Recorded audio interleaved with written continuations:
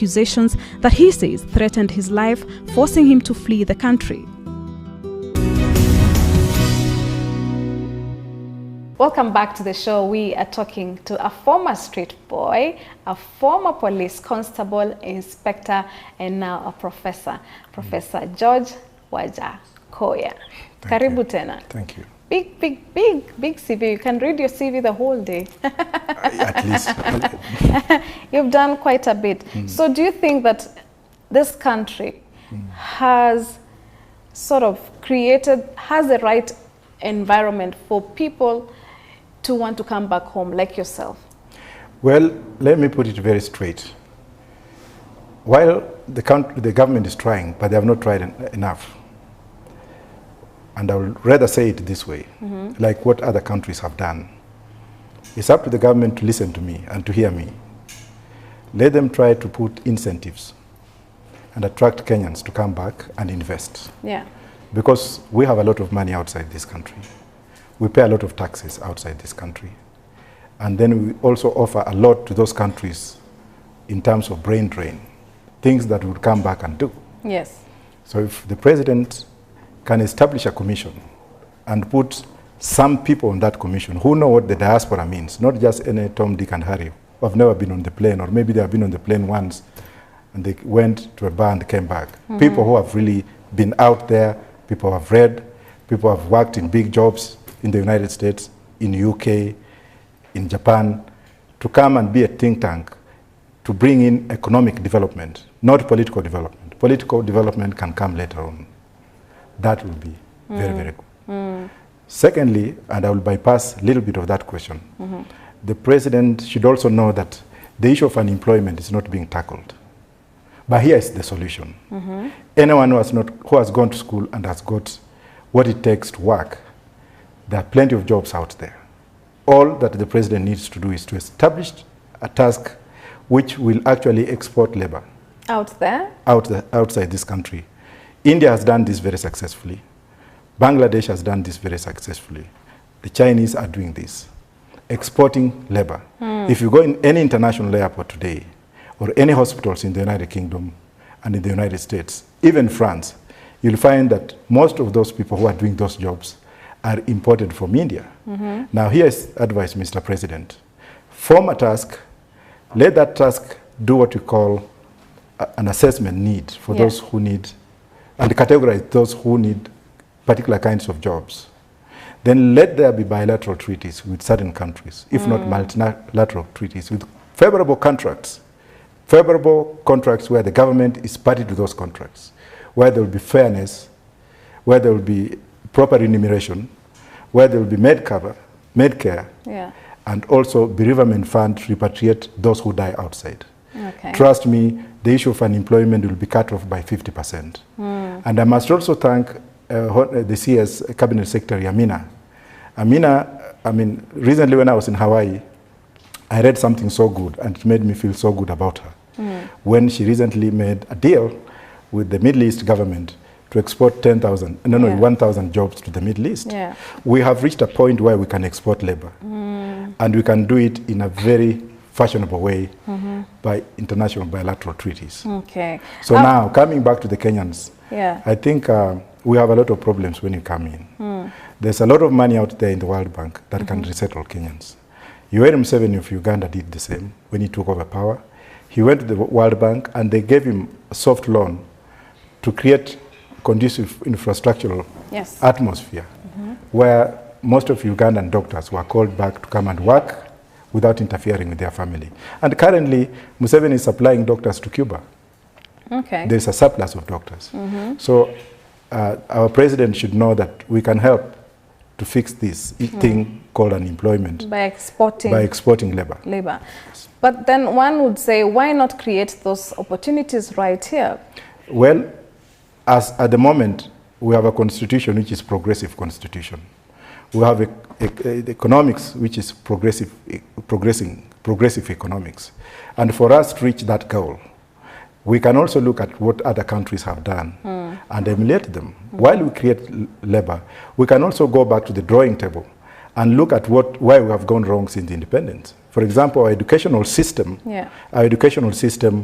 is not geared towards job-related solutions. Yeah.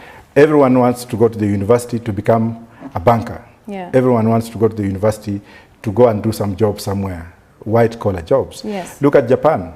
The toys we buy from Japan, the toys we buy from China are made by people who have taken that as a trade of survival.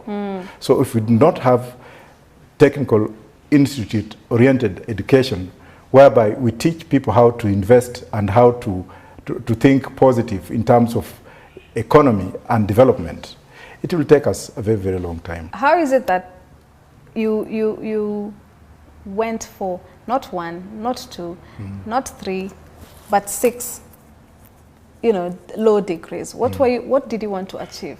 Actually, what were you trying to prove? When I was in the UK, I went to the UK when I was 34 years old. I didn't have means. The only thing I could have done with my accent was to go to school.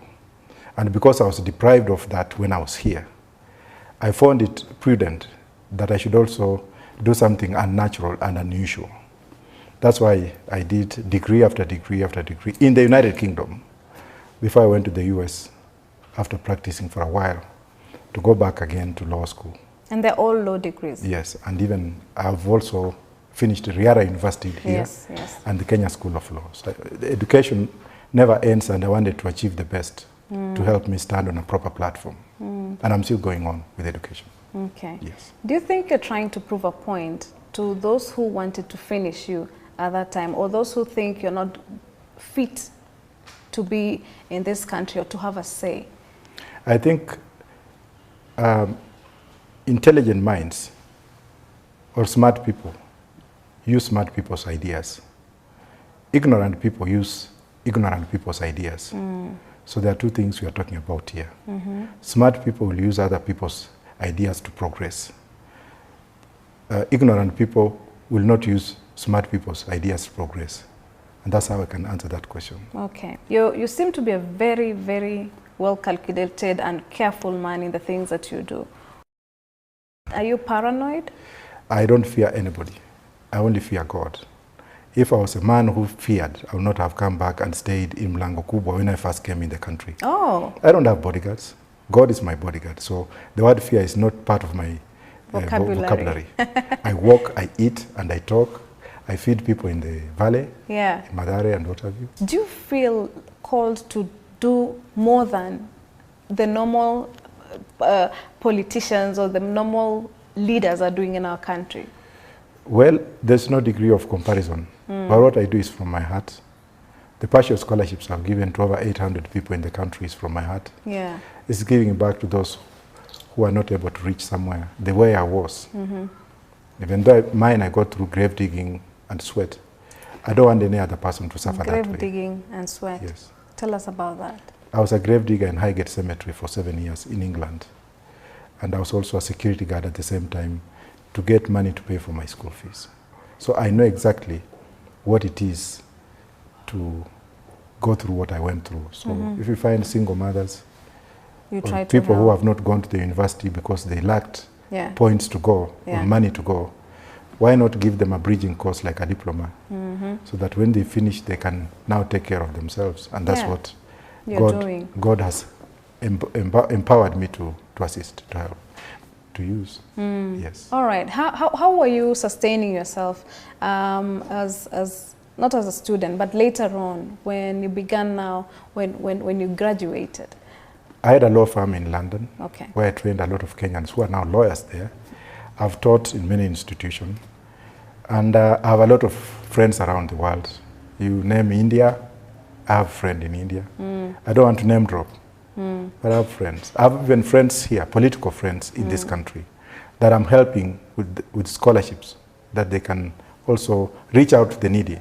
How are you able to do this? Because then one would say, is it coming from your pocket? How are you sustaining I it? have well-wishers around the world. Yeah. If you look at some of my pictures, they will see me with people like the King of Kuwait and what have you. I have friends. Okay. When I need little change, Yeah. I can call and they will provide and I will help. Okay. Yes. All right. Last but not least, your mother. Yes, I met... You say you met her after... 49 years. 49 years. She was very strong. Yeah. She was... She's my iron lady. We had